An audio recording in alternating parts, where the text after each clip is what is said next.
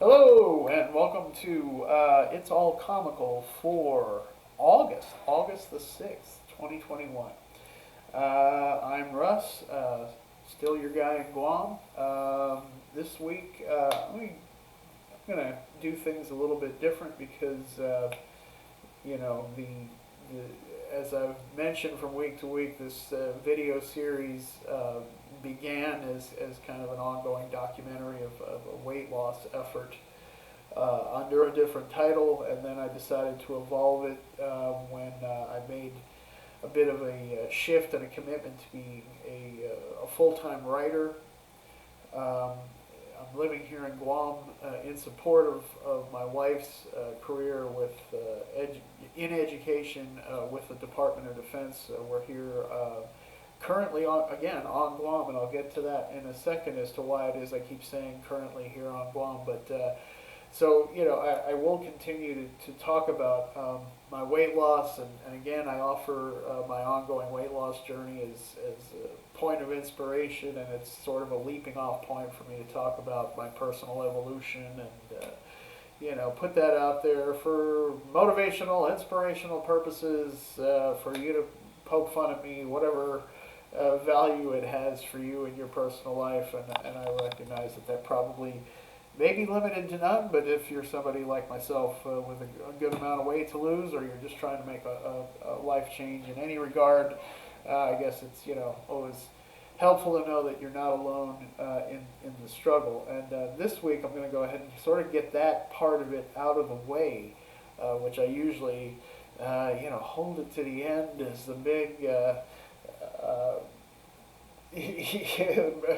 moment of suspense or whatever. The drum roll, please.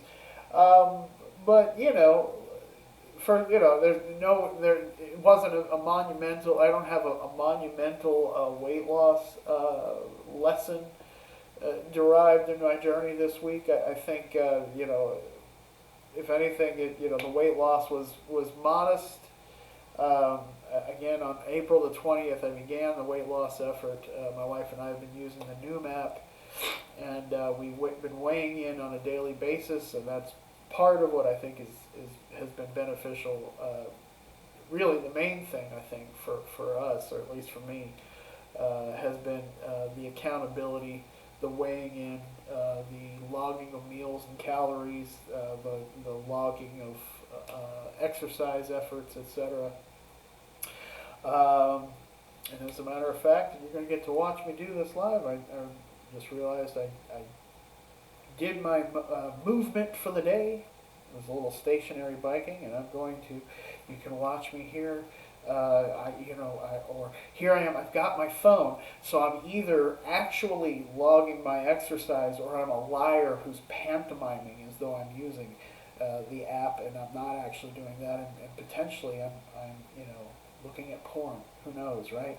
But I can tell you that in fact, what I'm doing is using the Noom app to log the stationary biking that I did just a little while ago, and there we go. And it's just that easy, right? So I've got my exercise logged for the day, and again, and then I've also talked about is the aspect of Noom that has been beneficial, and then at times more annoying, is the fact that it, in conjunction with the ways that it sort of gives you that structure. And again, for me, the structure part of it, the accountability, the logging, has been probably the most helpful in seeing me through the level of success I've had so far. From April the 20th through again August the 6th.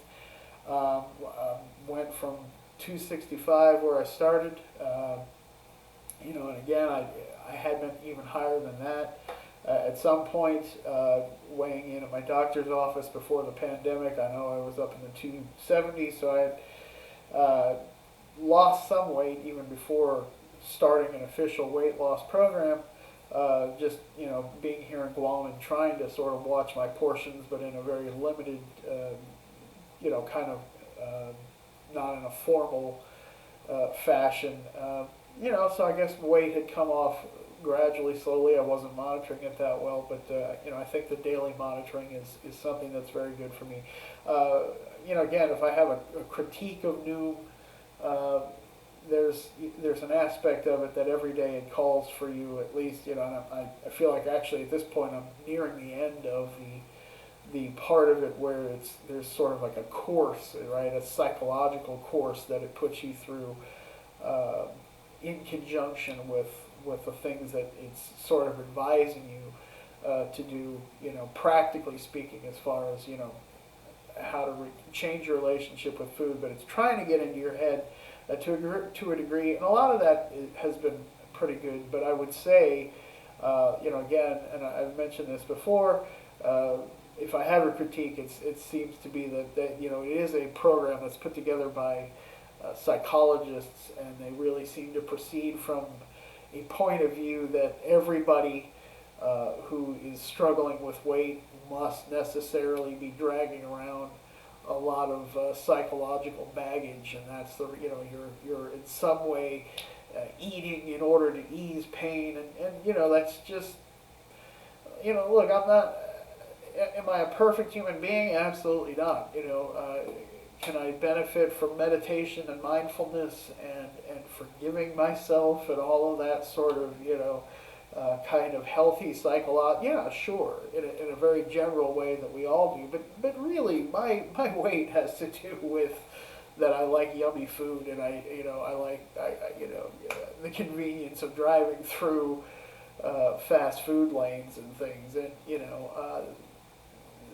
is there, if there is a psychological component, sure, I could say I'm a bored snacker, as people are, right?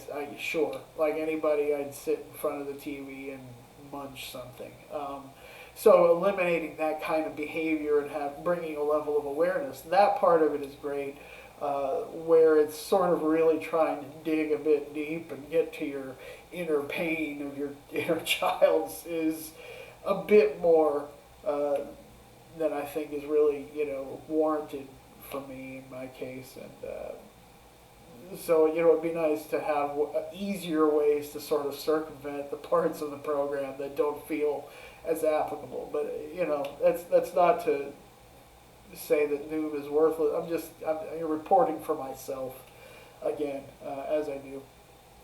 So again, April the 20th, I started off at 265, and currently, or last week, I weighed in around 223, which is about a 2-pound weight loss, I believe, from the week before. This morning, and here's another thing, is that I plan at some point here in the future, because again, my weight loss situation, and my weight maintenance, as a matter of fact, is a lifelong sort of thing. So I think, probably... talking about my weight, apologizing, you probably can hear that I'm nursing a little bit of a stuffy nose. I don't have the COVID. Not hospitalized. It's just a run-of-the-mill snuffy nose thing that has gone through the family. The child brought it home, and he went to a birthday party last week, and he spent the weekend kind of runny-nosed, and his mother and I seem to have picked it up from him. So, things open back up, and, our immune systems may be all a bit compromised because we've all been so sheltered. Who knows? Whatever. Or maybe it's just a run-of-the-mill cold that we've all had for centuries. It may not be the end of the world, or that we're all with one foot in the grave. Anyway, so last week, 223, this morning weighing in. Again, not, although I'm already 9 minutes into this thing, amazingly. Weighed in at 222, but, I'm going to, say that I'm probably looking at some point to invest in better scales. Scales seem to be the bane of my existence, and now, I've talked about, much earlier in the series, we had a scale that I really kind of, and again, it's not so much that I need it to be absolutely super scientifically accurate. I just want it to be consistent with itself, right? So at least, like I can rely that the weight is, or whatever my weight is doing, that it's, does the exact number matter? No, but I would like to be able to get on the scale, get off it, get back on it, and it say the same thing. You know, I don't know that that's a crazy thing to ask, but that's not the way these scales seem to work. And we didn't get the cheapest one, and we had one. As a matter of fact, the one that we have right now is exactly the same brand and make and model as the one that I started with on April the 20th. But I talked about this. It was a glass top one, and there was a mishap where that one, the glass top got shattered, and then we went to the Navy Exchange here on base and picked up what they had available at that time. That when the first one broke, we bought the only one that they had, which was like the cheapest model, and that one I didn't really have any confidence. My weight seemed to be bouncing all over the place within like a 3 to 5 pound range, and I'm like, how am I supposed to, you know, really have any confidence of what I'm doing from a day to day, you know, if now, you know, on one hand you want to have a bigger picture perspective and not really be too worried about, you know, you want to think of your weight in terms of where are you from week to week, which is why it's a good idea to really just kind of report in week to week. Day to day, yeah, your weight's going to bounce up and down and fluctuate, and does the exact number matter? No, but again, as I say, you just want the scale to be consistent with itself.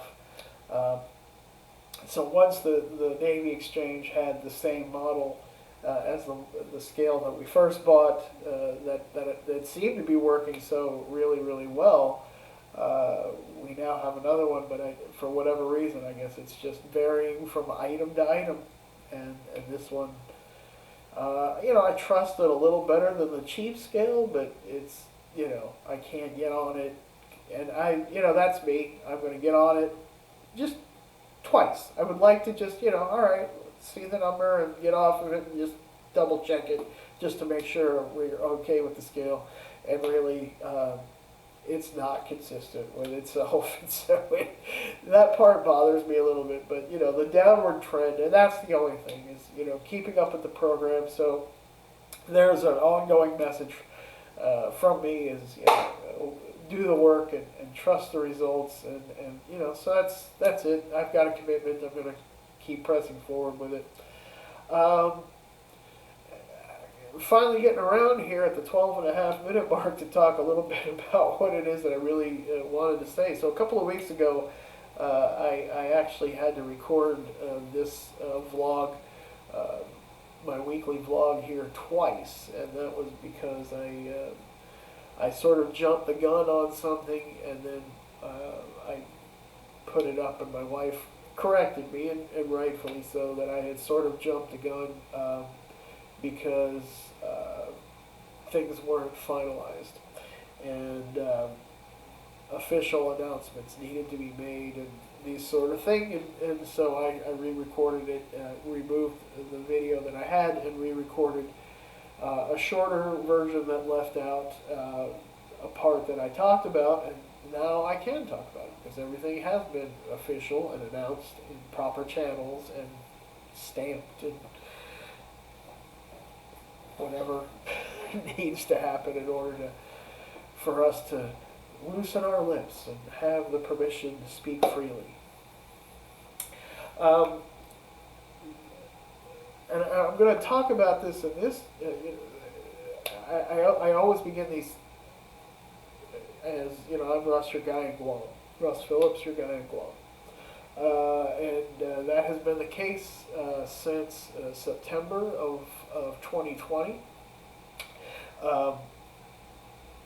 And it looks as though in 1 year here, from September 2020 to September 2021, will be the length of our adventure in Guam, and that's an unexpected development. Certainly when we came to Guam, we had the idea that we would be here for a minimum of 2 years, and we sort of, you know, thought if it's a place that we love as much as we sort of anticipate that we probably would love living here, and who wouldn't love living on a beautiful tropical island, that we would, you know, she might renew her contract and on 2-year stints, and we could be here 4 to upwards of 10 years potentially.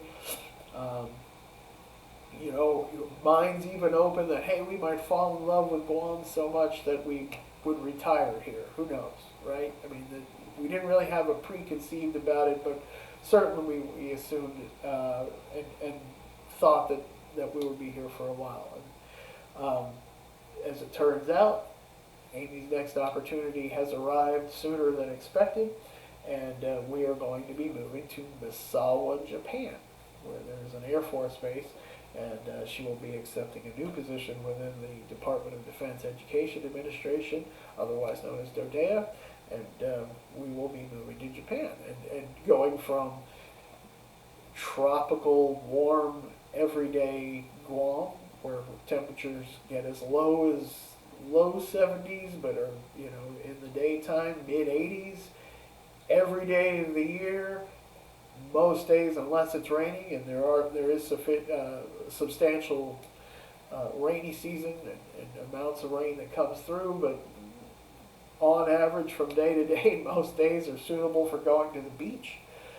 We've had certainly plenty of time to go lounge on beaches.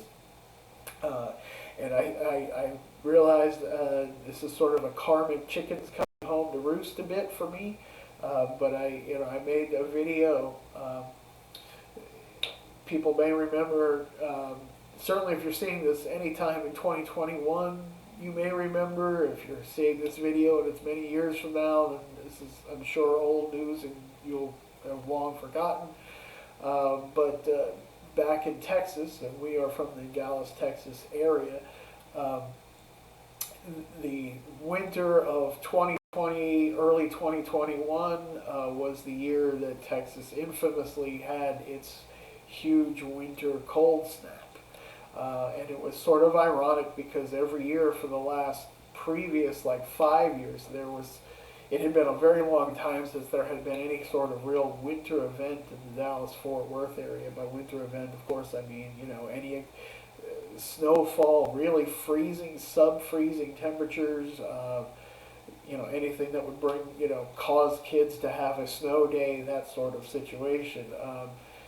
And sometimes Dallas gets that sort of weather, and sometimes they can shut things down because obviously Texas is not an area that's generally going to be well prepared to handle, a very little amount of snow and ice will cause, snow days and cause people to miss work, and the city will freeze over, and, but the temperatures rise right back up, and so maybe you'll miss a day.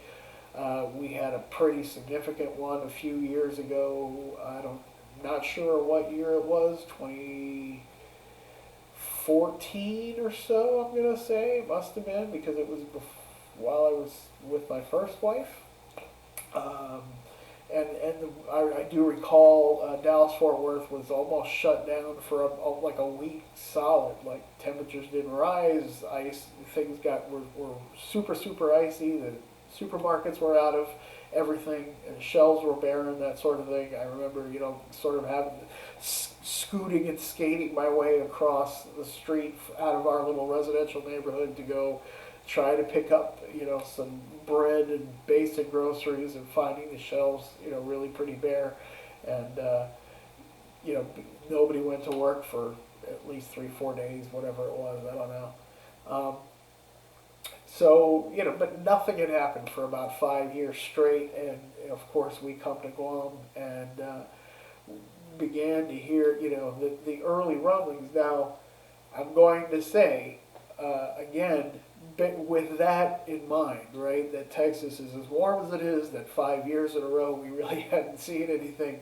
So when we were first hearing oh, there's some snowfall in the Dallas area, that the temperatures had actually fallen into the freezing range, with no sense at all that there was any kind of hardship coming for Texas in that early time.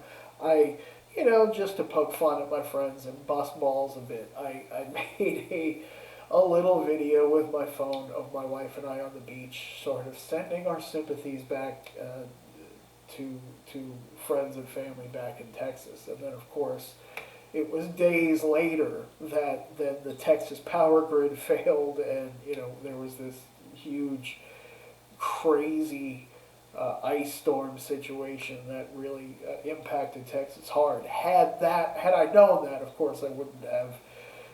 Maybe I would have. I'm a little bit of an ass that way, but not. I'm a human being with a real heart, but I'm also a comedian who likes to break balls, and I have that kind of relationship with a number of my buds back in Texas. So it is what it is, but as I say, I think karmic chicken's coming home to roost. We're moving from sunny Guam to very north Japan, in an area that we understand gets it. And I don't know if this is true, but it certainly gets as much snow as anywhere on the planet. It says that it gets more snow per year than anywhere. That seems, it's one of those things that, like, when you read that, like, is that correct? Maybe this source is not correct. I don't know, but certainly the snowfall is substantial, and we're there will be no doubt that there will be snow shoveling and a very radically different way of life. The high temperatures in Misawa, Japan, rival the very lowest temperatures in Guam. As a matter of fact, we were here in Guam on a particular Saturday morning over the winter months. While we were still asleep, at some point apparently the temperature actually dipped momentarily below 70 degrees to 69 and change, and that represented a 70-year low. And again, by the time we woke up, it was in the low 70s, and you wouldn't have even known it by the midday. It was mid 80s or whatever. But just to give you an example of the change, the radical change that's in store for us. And Amy, of course, being a Texas girl, is not immediately equipped to deal with ice and snow. But again, it's a great opportunity, and we'll be in Misawa, Japan for a few years, and it'll be a different experience. So it was late 2019. I was working from home when Amy sent a text, and to just sort of give it a little bit of a background. She had been working, as I mentioned, in suburban Dallas, the Louisville School District, and had realized for her that it was time for her to take her next step in her career, and had been looking for opportunities, had been applying within the Louisville School District for a number of different positions that would have represented that next step up the rung, next rung up the ladder for her. She, is a very well-regarded and eminently qualified professional with a master's in education and a lot of training, and has been instrumental. She's somebody that is sought after to serve on committees and to help write curriculum. And couldn't be prouder of her. I mean, she's an incredibly accomplished and deserving person, and had just had in 2019, was starting to look for those opportunities, and had passed several rounds of interviews on a number of occasions. One opportunity I recall, I think she was really thinking she was going to get it, and then actually something changed. I don't know, something in the law or something in how they were looking at their budgeting or something, but the position wasn't filled. It might have even been dissolved. I don't want to misspeak about exactly what happened, but I remember the rug sort of got pulled out from under her at the 11th hour when it looked like she was potentially going to get that one. And then there were a couple others where she was in the final group of 2 or 3 people. There was one where she really thought, again, another one where she thought, it seems like it's pretty good, and she was probably going to get it. And then, like, she was the second to last person that they interviewed, and somebody came in from out of district who happened to have just beat her out on sheer experience. And it's not that, again, she interviewed very well, and it seemed like they were excited by the potential of her, and somebody just came in who had again, she was looking to move up, and this was a guy making a lateral move, who just sort of swiped it out from under her again at the 11th hour. And so, a couple of frustrations like that. And even though she knew that, very likely in the next year or so, she was going to hit for sure on something. She had gotten too close on a couple of occasions, to not, they would either have to, there would have been an acknowledgement. Everybody would have to go like, well, we're, for whatever reason, we're passing her over on everything after everything. That wasn't going to happen. I'm just saying, she got very close and just decided, like, she started just opening her mind to thinking, well, maybe I don't need to look for my next opportunity outside of this district. And so she was looking at things in other districts. She started looking at things even in the private sector. There are plenty of opportunities for people with a good history in education and education administration in the private sector. Outside of traditional schooling, she was up for something that she was kind of excited about. It seemed to be, again, another strong candidate for that was something to do with instructional for a company, being an instructor in a company. And sort of concurrent with that, again, I was working at home late 2019, like October, November 2019. She sent me a text asking about, what do you think about if I apply for a job that might move us to Guam? And I said, Guam? Where's that? I went to Google. I was like, I don't, I had heard Guam. I had heard of Guam. I think I had heard of Guam in the context of, something to do with military bases. I was aware that the U.S. military had a presence in a place called Guam. Didn't know much about it. I had recalled, the only thing that I remembered was there's a video. You can find it if you're not familiar with what I'm talking about. There's a congressman in some kind of a congressional hearing of some kind having to do with military appropriations or something, speaking to, I believe, I don't know if it was an admiral or a general, a high-ranking military official who was there answering to a congressional committee. This particular congressman, I don't know if he's from North Carolina or someplace, voiced a concern about stationing too many troops on the island of Guam because he was concerned that overpopulating the island on one side might in fact cause the island to flip over, which, to the credit of the, again, military official, he's talking to the guy sort of, obviously that's a remarkable thing to say, that the concern would be that the island would flip over. The guy just sort of answered it respectfully and sort of moved on, but that remained with me. So yes, I knew that Guam was an island, but exactly where I couldn't have told you before looking at it. I didn't know anything about it.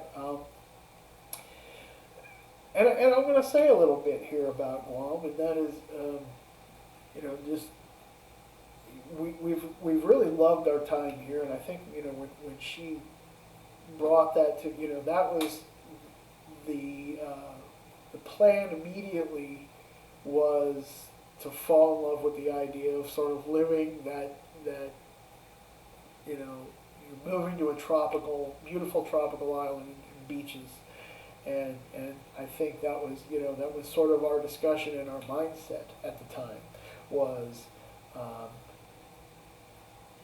she talked about wanting to come and put her toes in the sand almost on a daily basis, and that, this was going to be a great opportunity, but, she was coming to be, fulfill a position that was, if anything, almost a step down from the administration sort of position that she had been in. She was an assistant principal at the high school in Flower Mound, Texas, and the position that she's currently fulfilling is sort of a support role for teachers. I don't want to talk too much about it in specifics, but that's sort of the essence of it.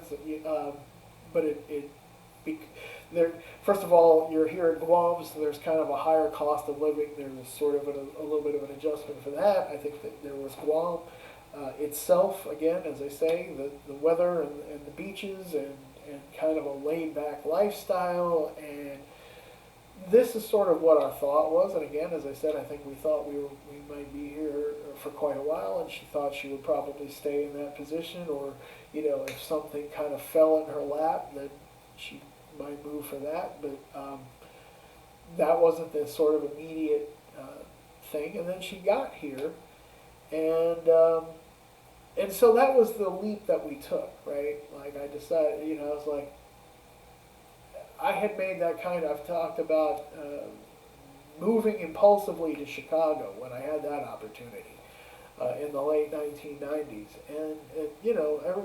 I certainly like to think of myself as somebody who is open-minded about anything.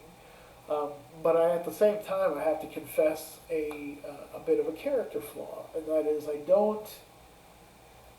once my mind is set, I don't deal with, I know that life is change, and life is ever evolving, and nothing, so I'm trying to make the distinction between saying that I accept that life is all about change, and I embrace that, clearly, and I'm even up for adventure, but at the same time, I think maybe even more at a more micro level, I have a tough time. It's not change, like life change, that I have difficulty with. It's, shifting lanes on the fly, that kind of change. So by that, if we have dinner plans, and then suddenly they break and fall through, that ruffles my feathers a bit. If we're planning on doing something for the day and it gets rained, if it gets rained out, you accept that. If it's just a matter of somebody changes their mind, or I feel like once we've talked out a plan and we know what we're going to do for the day, and then I don't deal well with an 11th hour. So what are you thinking about doing? I'm like, I thought we already talked about that. That kind of in the moment sort of shift. So I'm saying, once I sort of have a mindset of how my day is going to run, and that gets disrupted, or how the plan is going to go and that gets disrupted, I'm not like I need to be in a rubber room with my arms tied behind my back. I'm just saying, that is, it's a little bit of a character flaw that I can be a little, I can get rigid in my thinking in the moment, and have a tough time shifting gears at times on the fly. And so, when she came here, she sort of got to realize that there's a real opportunity within Dodea, that people who get hired into Dodea often are people of the spirit and of the mindset that the opportunity is here to see the world. And so, there's kind of a culture here where people, and it's, I guess it's very associated, again, she's a civilian contractor, where she's not in the military, but obviously it's very military adjacent. And there's a mentality there about, people have everyone that I've met that are her co-workers, they've been stationed here, they've been stationed there. We lived here for, we were in Germany for a while, and then we were in, some have been in Cuba, they've been in Puerto Rico, or they've been in Italy, they've been, coming from here, coming from there, Okinawa. Okinawa is supposedly awesome, and it was a little while ago when I, and this would come up periodically, in various ways, right? So-and-so's coming from here, or, they've lived there, there, and there. And, she'd say, wow, nobody really stays in a place for very long. And she talked about people, some people sometimes have even taken a position and not even stayed there a full year, and moved into a place, so there's a lot of movement. And a lot of opportunity, not only to advance, if you're a quality candidate, quality person, um, but a lot of opportunity to therefore, see a lot of the world and get to experience different things. Um, it was a little while ago that I could tell, it's not that we had an argument. Um, I, I kind of always took it with a grain of, because again, I said, my mind was, this is, well, okay, well, I mean, that's cool for those people, but we came here to Guam, right? We're doing the laid back lifestyle and beach thing, and that's what we're doing. And then someday, I guess we'll move back to Texas or somewhere in the continental U.S. or whatever. But we're here in Guam, and I had thought, that was it. That was the adventure of it, right? We were taking a shot on moving to an exotic location to be there for a while. And I got to slowly sort of hear that what my wife was voicing to me was, she's that there's opportunity for her. And that she's beginning to think about in terms of, maybe we don't stay on Guam the whole time. That her Dodea career, she really can get to the places that she can achieve the most, and that she could be better compensated. I mean, let's just be honest, right? Why do we advance in our careers? If she was open-minded about moving around a bit. And I think at first I wasn't necessarily hearing it. And then I was sort of checking in with her, but like, okay, but that's not what we're doing, right? Like we're here on Guam, and I thought that's what we talked about, and da da da da. And then she sort of got a little emotional about it, and that's when I realized, like, no, she needs me to sort of adjust my perspective and really, sort of see that, maybe, yes, we took a big leap, but maybe we need to adjust our thinking. And so, as I say, I confess that, that can be a challenge for me. But then I realized, like,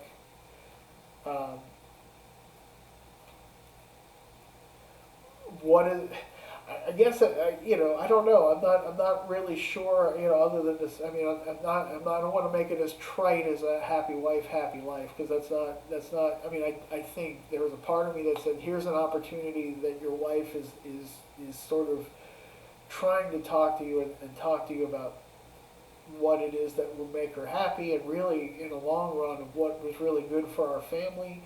And it just required me to sort of open my thinking a bit, and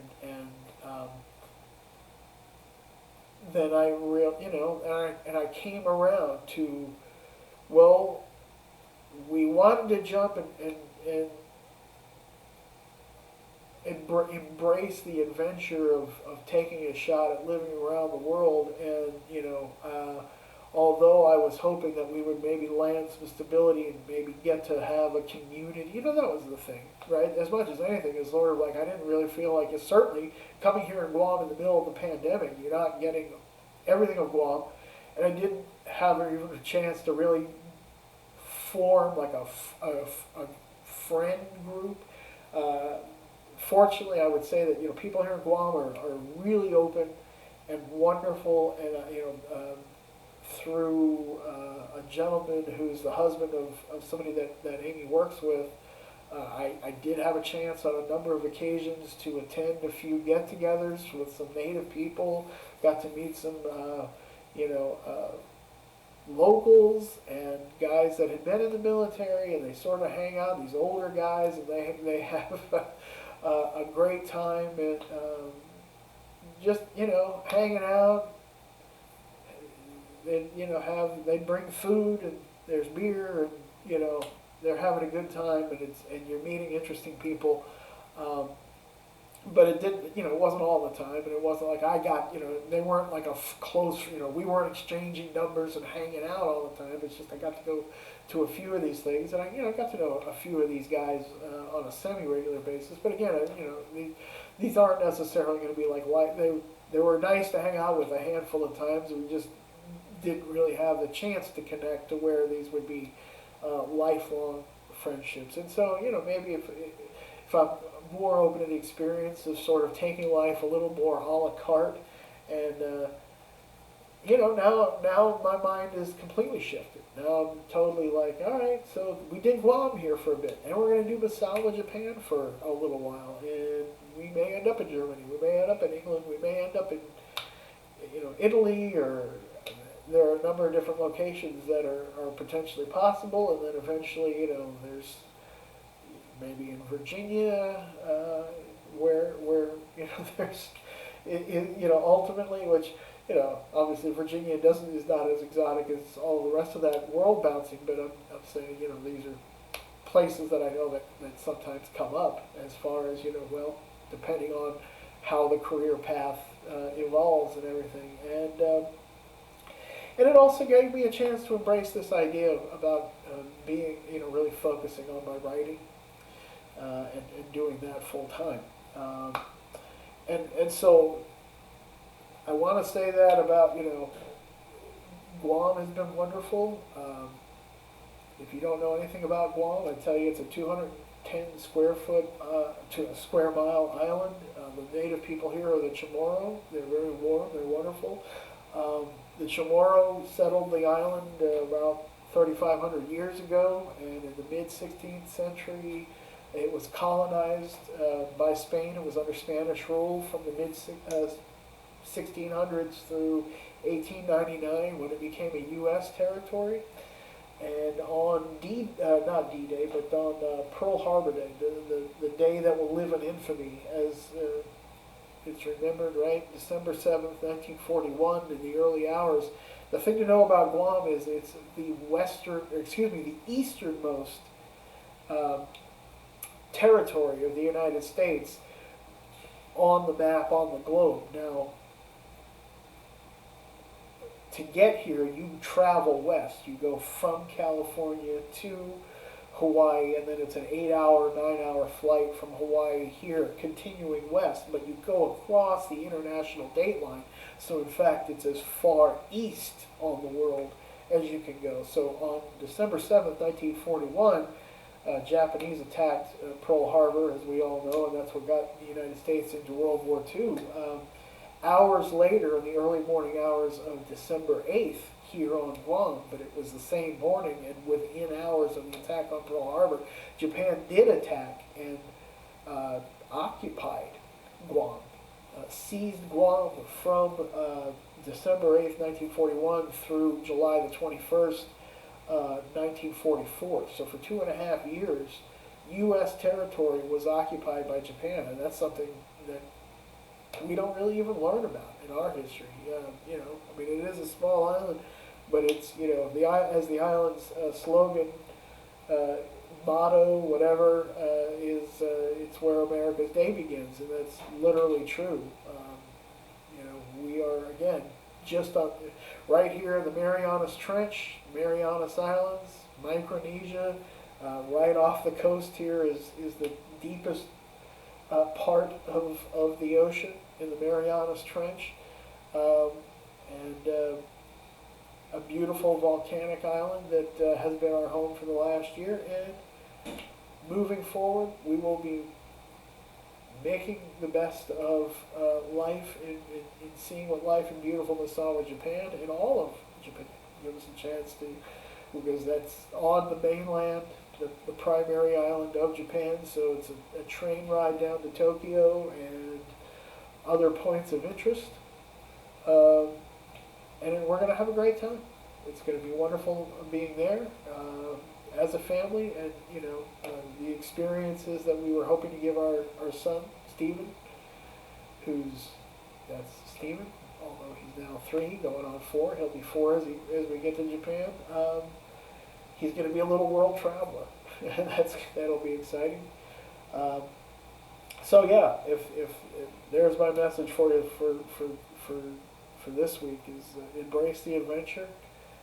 As a writer, I was a writer, a guy named Bob Sines, who is a screenwriter, and he belongs to a number of the screenwriting communities on Facebook, pages, whatever. He's a really active participant and a guy that's working professionally in screenwriting. He's got a lot of credits to his name, both as an actor and as a screenwriter. And he put I thought, a very good, thoughtful message out to people about, listen, if you think you're going to improve your writing by drawing on your life experiences, you've got to get out there and live your life.